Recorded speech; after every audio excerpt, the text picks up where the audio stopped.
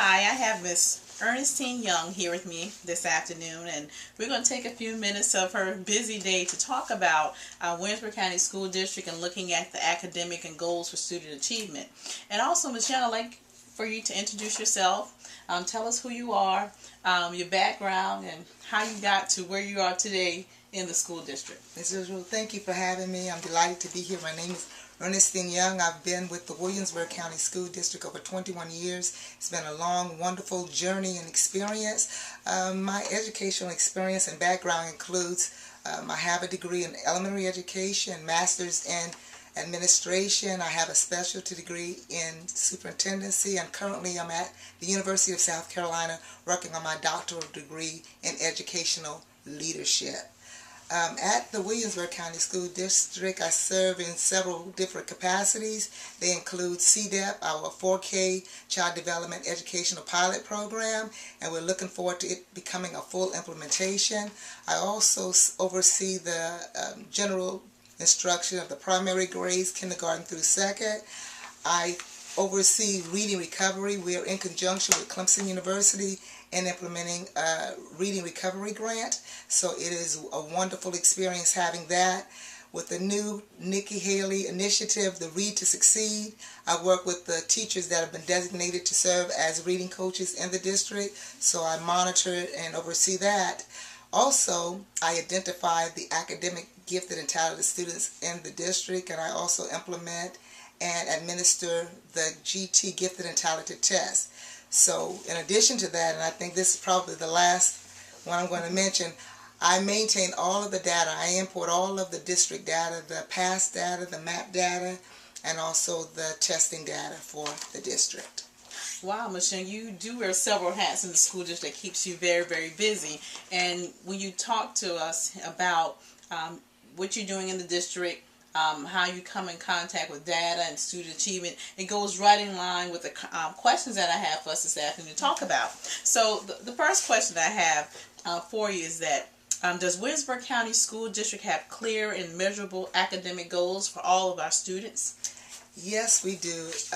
Each year when the students take the PASS test, we have long-term goals and short-term goals. So that data that after being tested, it serves as a map of where we are and where we need to go. So we try not to make goals that are not attainable. We try to make small increment goals that are attainable. We look at where the students are. Then based on that data, we look at the strengths and weaknesses and the areas, and we also set goals. But we try not to get goals that the students will not achieve. But each year, and even throughout the year, those goals are monitored to see if we're making progress. So we have pretty much formative and summative assessment to let us know the direction that we are headed. So the district has set goals. Okay. And what are some examples or a few of those goals that you may set for some of the students that you've done in the past? Okay, overall, there are several different components as pretty much as it relates to the PASS test. Schools look at their data. So we have district goals that we want to meet, and measurable goals could be like 15, increase math like 15%, increase ELA. So it all depends on where we are. In addition to that, the district has goals, then schools have goals. But as we break it down, even to the primary students, they do not take the PASS test, but we have progress report that we have to constantly monitor. We do our creative curriculum checklist. We monitor students, look at what they can do. We look not only at the academics, but the cognitive, the social, behavioral components of the total child. In our grades, we take MAP testing, so we measure to see where they are by taking those assessments. Then the teachers in return can go back to the classroom and work on those deficiency skills. Wonderful, thank you. The second question I have for you goes right back in line with what you were saying. Academically, where do you think Williamsburg County School District is making the most progress with student achievement, and why? And where do you think the school district is making the least progress with student achievement, and why? When I look and think about achievement as student, it takes in consideration the total child. Some years now, for the past 2 years, we've been placing a lot of emphasis on reading. Reading has been an overall deficiency within our district. Kids come with no help from parents, so they come into a new environment where the teacher is trying to establish the basics, and so they try to teach kids. Sometimes too, in order to teach them, we like I said, we look at the total child, because some of the kids have a lot of other deficiencies and problems where we get other agencies to come in and work with them, because there's pretty much a blockage there. We cannot make any kind of connection. So this year our focus has been on reading. Math has been somewhat of a strength of ours, but according to where we are, and sometimes when we take the focus off math and direct it more toward reading, then in the next year we have to try to maintain. We're going to, and I know for the future, we're looking at pretty much individualizing all content areas. And we, in the past, we coordinated the math, the social studies, and maybe the English, but each subject will have its own isolation. We're going to incorporate and integrate it, but we still have to set a certain amount of time allocated toward that particular content area. So it varies depending on where we are, but we try to balance and make sure that all subject is considered with a lot of emphasis. Well, okay, wonderful. What are the characteristics of the students who are meeting academic standards versus those who are not meeting academic standards in the school district? Sometimes it's very clearly identified and recognizable. Students who are excelling, they read a lot, they are very inquisitive, they ask questions. These are the ones that always come prepared, have an interest, and most importantly, they love to read. We notice that the students are excelling. Most time when we have PTA meetings, the parents who are attending are the ones of the kids who are doing well. And most time there's a challenge to get the parents to attend and meet with the teacher and principal to discuss pretty much the progress of the child that's not doing well. But kids who are excelling, they attend on a regular basis, but those who are not, a lot of absentees. We have high absentees for those who are not attending. So what we're trying to do that as a result of that is build an atmosphere that's conducive for learning and looking at the approach. We're moving away from one size fit all and to differentiation instruction, because all of the students, the needs are different. And with the reading recovery, it will allow us to provide strategies and prescription for a child to identify where they are and meet their individual needs. Wonderful. Now, what kinds of student achievement analysis discussion do teachers have with their school's leadership team? We have several different, I guess I would call it, breakdowns. We have pretty much district collaboration. We have school collaboration. Within that school, teachers meet with their teachers. We have PLCs, professional learning groups. Then teachers also meet with their curriculum facilitator or the reading coach within the school. Discussions, usually these meetings are most time conducted within the data room, because the data speaks volumes. So in the midst of discussion, the teachers have the opportunity to discuss the data, where they are and where they need to go. So those discussions, why kids are not making gains, how are you taking the information from what we see from the data, and how you incorporating within the classroom instruction. Wonderful. Okay, because I've been in the school and I've seen those data rooms and heard the discussions and how to implement it using data and driving instructions. So I've seen those throughout the school district when I go into the school, so that is wonderful. The next question I have for you is, what kinds of student analysis, achievement discussion do central office administrators have with their leadership team and the Board of Education members? So what kinds of student achievement analysis discussions do central office administrators have with their leadership team and Board of Education members?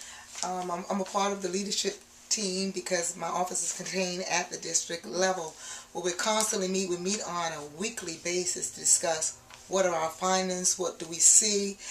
Currently now we're conducting folder checks, and what this is pretty much documentation that the teachers keep on file at school to pretty much, it tells pretty much the child's whole profile. what they're doing, what kind of scores they're making. Reading, writing, all content areas, even down to their writing. So we're looking at that information. We're discussing with teachers the problem they're having, and also we try to provide intervention, what we can do at our level to help the teachers to be successful within the classroom in meeting those challenges. Wonderful. What instructional methods and practices are being used to improve student learning and achievement? Do you think they are working? Why or why not?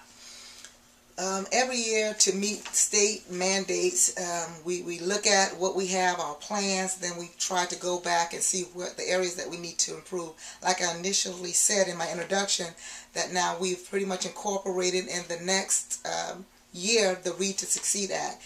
This current year, the teachers are getting acclimated to the learning competencies that they will be responsible for in assisting teachers.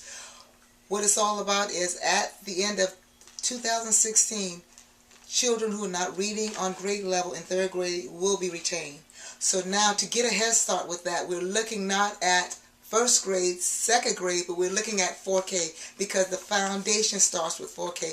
How are we starting off? What kind of activities? What kind of learning styles? What methods are we using to help these kids to achieve and build a foundation, so when they progress and matriculate, that they are excelling and not regressing? So what we're doing, we're looking at the teachers, what they're teaching, how they're teaching. We have reading recovery, we have best practices. So we look at the latest research, because we want to find out something that worked 20 years ago may not suffice or work now. So we're looking at the best practices, and we're doing a lot of technology. We're incorporating a lot of technology, and studies have shown in research that kids learn best with technology and tools, and they're more attentive to that. So we're looking at not what we want, but what's in the best interest of the child. So we're taking that route and bringing in technology. In January, all kids will have a one-to-one device that we're going to be incorporating, so there won't be any excuse of what to do, I can't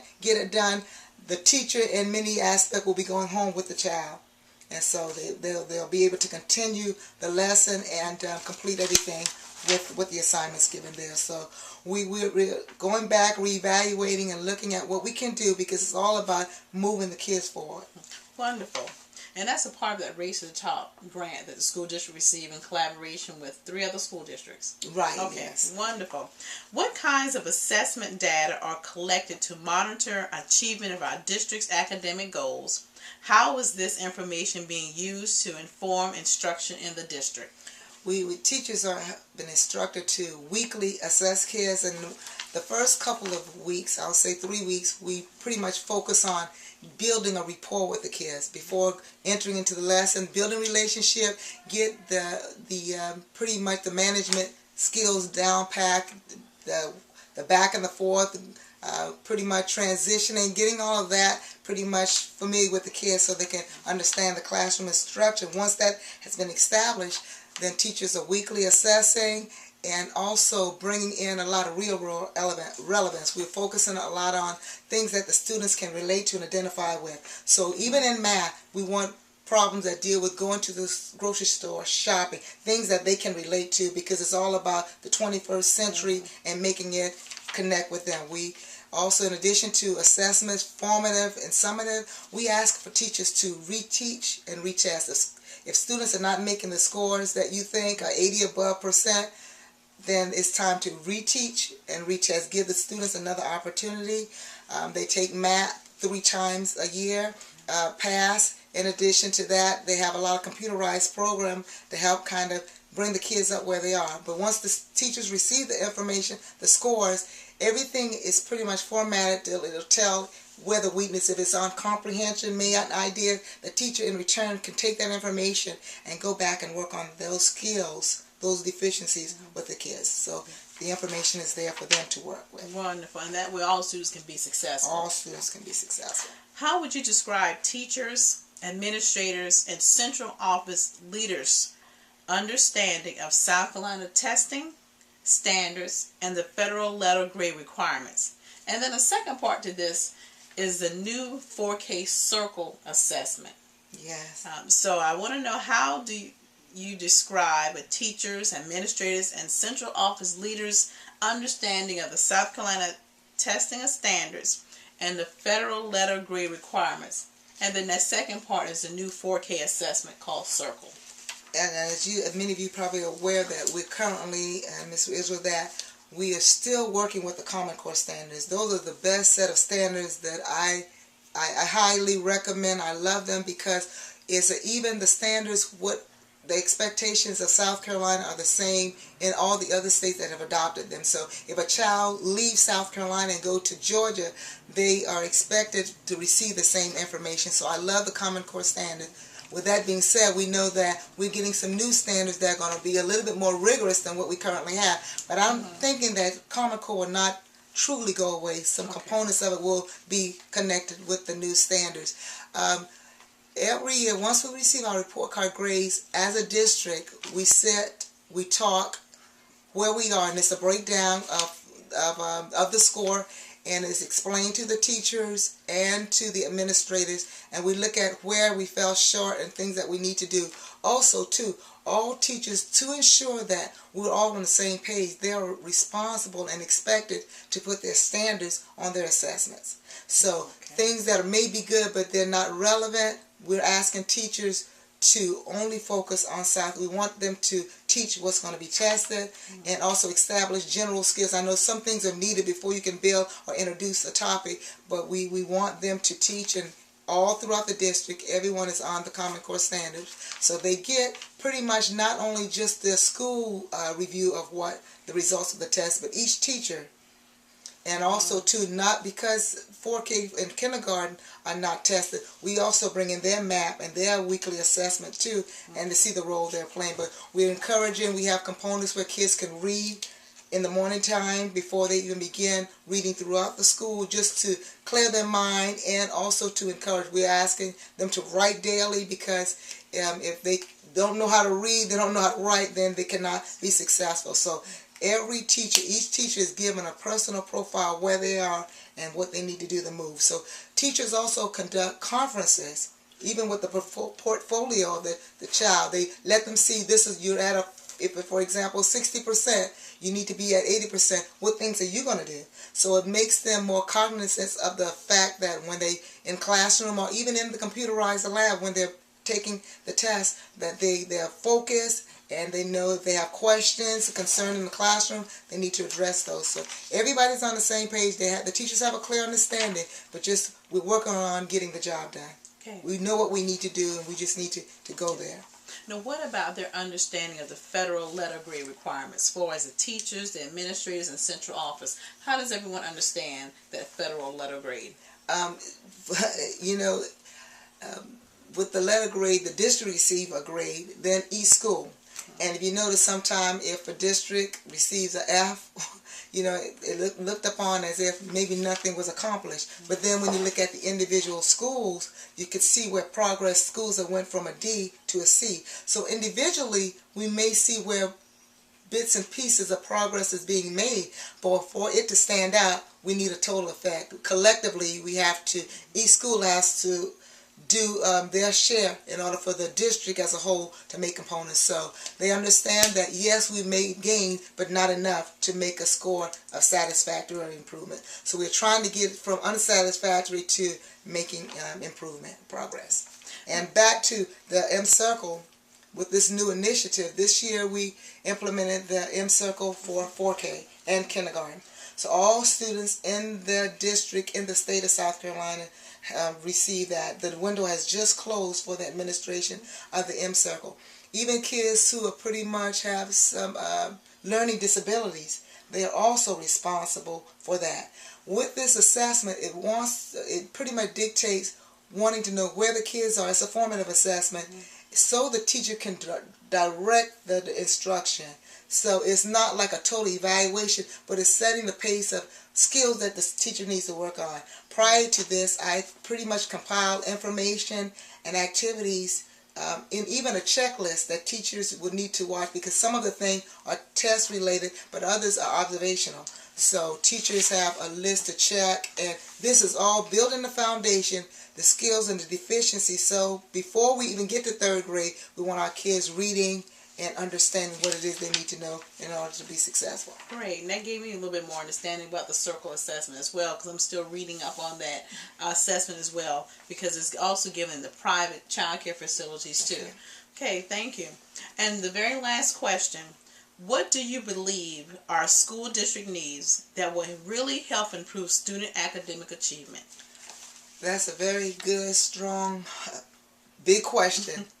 But I think that what we're doing has been, everybody in collective effort, we've been doing a pretty good job, but I think there's a lot of room for improvement, and I think it becomes accountability. It first starts with the principals. In order to tell teachers what they need to do, you need to know what it is that you're looking for. You cannot expect something or inspect something that you have no knowledge of. So I think it starts with the superintendent continuing to establish the goals and the missions of the school, the central office being there to support the schools in addressing, because as a central administrator, we do not have the authority to go in and pretty much kind of dictate. We get directives and work along with the schools and the principals, but the principal have to constantly make classroom observation and know what's going on in there, so they can and pretty much provide the feedback, have pretty much in their staff meetings books that can kind of address, having book talk and collaboration of what's going on. But it's important that everybody's on the same page. We can't have some schools doing what the state is expecting and others being a little lenient. We have to get every school, every teacher, every child, we need to give 100%. But it starts with the schools, the principals, inspecting and encouraging the teachers to do what they need to do, and also encouraging the parents. Because a lot of times too, kids will play on parents, but we need them to pretty much have that, build that rapport. And I think once a teacher builds a relationship with a child, it makes a world of a difference. And a good teacher makes all the difference. So building that relationship with the parent and the home, and also having high expectations. Sometimes too, our kids do not arise to the occasion because the expectations are there. Do not accept anything that's inappropriate, messy work, but let the kids know that they can do the best. We have to pump them up and be the cheerleaders and let them be the persons in the classroom in charge of taking on the activity and not dominating. I think teachers should serve as facilitators in directing and guiding the process, but it's the responsibility of the student to meet the goals and carry out the task. So I think everyone giving 100%, being on one accord and headed in direction, and also too being at work to be there for the kids, because a teacher on their worst day is best than an assistant on their best day, because the presence of the teacher and what they have to offer can make an impact. Wow. Well, Ms. Young, thank you so much for taking time this afternoon to share information with me regarding the school district student academic goals, their assessment, the data, how the school district gets together as a locally at our schools with their principals to the central office, and how we look at student achievement, where we want our students to go, where we're strong in here in the district, where we need to work on, and also engaging the parents, because that came out in several of your responses, making sure that we include the parents in our child's education. Because on my end at First Steps, we look at kids and we see that our parents are the children first and foremost teacher, because they've had them so many months before we actually get them. And so engaging the parents and empowering the parents and working as a team, the teachers, the schools, the parents, the children, will definitely make a difference in a child's education. So thank you once again for taking time this afternoon, talking to me about Williamsburg County School District and the wonderful things that are going on and the wonderful things that are yet to come in January with the Race to the Top grant. Thank you again. Thank you for having me.